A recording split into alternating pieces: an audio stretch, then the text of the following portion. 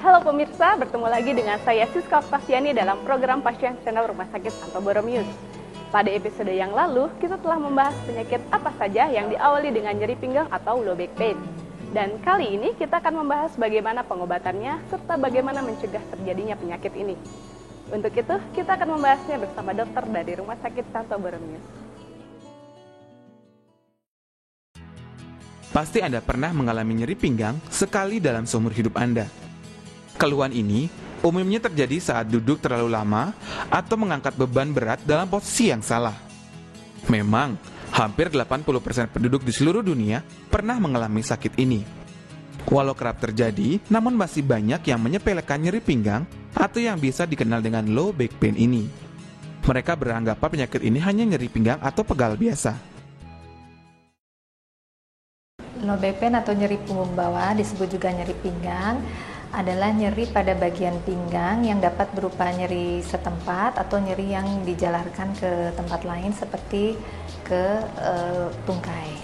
Faktor-faktor yang dapat menyebabkan low back pain ini antara lain adalah faktor usia. Dengan bertambahnya usia, tentu saja tulang dan jaringan penyangga di antara tulang menjadi kurang lentur sehingga mempermudah terjadinya nyeri pinggang. Kemudian yang kedua, kelebihan berat badan. Yang ketiga, posisi tubuh yang salah yang berulang-ulang, seperti misalnya banyak membungkuk, mengangkat beban yang berat, atau banyak gerakan yang memutar. Di samping itu kurangnya olahraga. Ada lagi yang struktur dari tulang belakangnya yang tidak benar, terlalu melengkung ke depan, terlalu melengkung ke belakang, atau yang bengkok. Itu juga mempermudah terjadinya nyeri pinggang. Keluhan low back pain ini ternyata menempati urutan kedua tersering setelah nyeri kepala.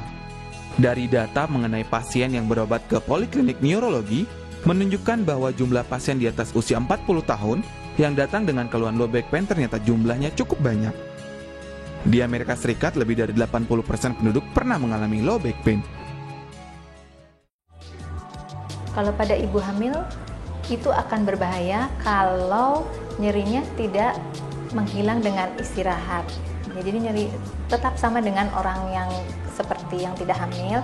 Apabila ada nyeri yang menjalar ke daerah tungkai dan nyerinya sangat tidak berkurang dengan istirahat, itu perlu diwaspadai juga adanya saraf kejepit.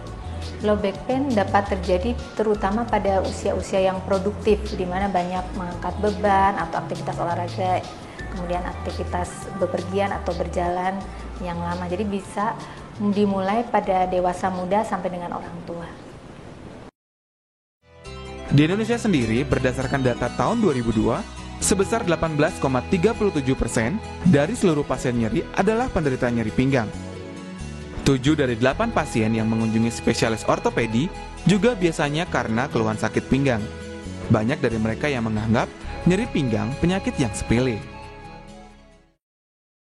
Nyeri pinggang bisa oleh karena penyakit di daerah tersebut, ya organ-organ yang ada di daerah tersebut, misalnya ginjal, jadi ada infeksi di daerah ginjal, itu bisa berupa nyeri pinggang juga nyerinya. Kemudian adanya kekakuan dari otot bisa mengakibatkan nyeri pinggang. Kemudian ada saraf terjepit, lalu penyakit-penyakit pada daerah perut yang disebarkan nyerinya ke daerah pinggang. Lalu ada juga penyakit pada organ reproduksi wanita, misalnya infeksi pada rahim atau infeksi pada saluran indung telur, itu bisa berupa nyeri pinggang juga.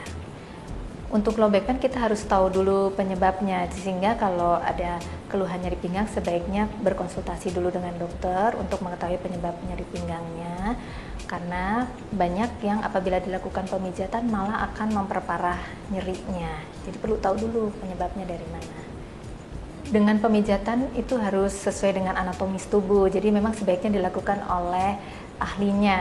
Dalam hal ini adalah bagian rehabilitasi medik atau bagian fisioterapi. Jadi sebaiknya jangan oleh dukun pijit begitu. Yang dapat memperparah apabila sudah nyeri masih dipaksakan untuk bekerja. Kemudian banyak naik turun tangga, masih mengangkat beban yang berat.